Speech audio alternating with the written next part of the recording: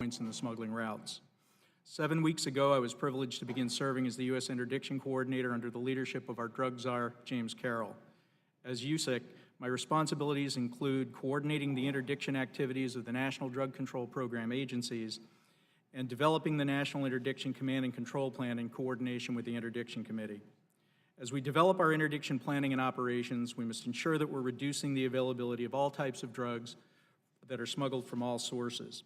The Coast Guard's Maritime Interdiction Mission remains a principal means of intercepting drugs and an integral part of the overall drug interdiction effort.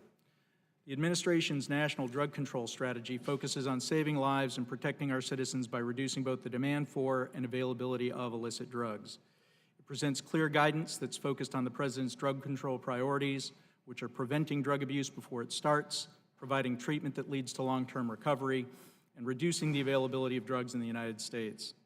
Availability reduction plays an important role in supporting the prevention of drug abuse and the treatment of drug addiction. Reduced availability enables public health efforts to take hold and increases the potential for successful prevention and treatment efforts. Drug availability is reduced through eradication, interdiction, and the dismantlement of criminal organizations that traffic drugs. The strategy maximizes our reduction efforts across the spectrum of drug threats.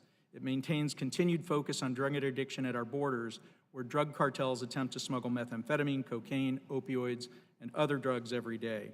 Strategic emphasis is maintained on Coast Guard and partner nations' efforts to interdict multi-ton quantities of cocaine that are shipped by sea from South America to our country. Following the strategy's guidance, the National Interdiction Command and Control Plan coordinates the activities of our agencies. The current plan guides our efforts across 3 broad geographic zones: beyond the border region, and within the border.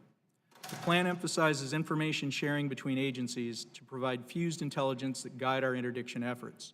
Shared information and intelligence between our law enforcement, defense, and intelligence agencies will continue to drive effective interdiction and the dismantlement of criminal organizations. Coast Guard interdictions provide actionable investigative information and evidence to support federal and state conspiracy prosecutions that more fully disrupt and dismantle these transnational criminal organizations. The Coast Guard Investigative Service is a significant partner in the joint law enforcement programs tasked with this mission. The maritime drug threat within the Western Hemisphere continues to evolve as drug traffickers travel farther out to sea to avoid Coast Guard and partner nation interdictions. Traffickers employ semi-submersible and low-profile vessels, as well as encrypted communication technologies to avoid detection. The increased use of containerized shipping to smuggle large quantities of drugs must also be addressed in our planning. Additionally, there's been an increase in the smuggling of opioids and other drugs at postal and express consignment ports, at ports of entry and domestic facilities. Given the changes in the drug interdiction environment since we last issued the plan, we're working to update it. As we update the plan, we will ensure that our state interdiction agencies have a voice in the process through the HIDA program to more effectively plan interdiction efforts inside our borders. The Maritime Interdiction Mission remains a primary element of the Beyond the Border line of effort. Coast Guard maritime interdictions in the Western Hemisphere keep multi-ton quantities of cocaine and other illicit drugs from reaching our borders. However, the United States is not the only country affected by the surge of illicit drugs, as all nations in the region face this threat. We must continue to work hand in hand with our partner nations to meet the magnitude of the threat that we collectively face.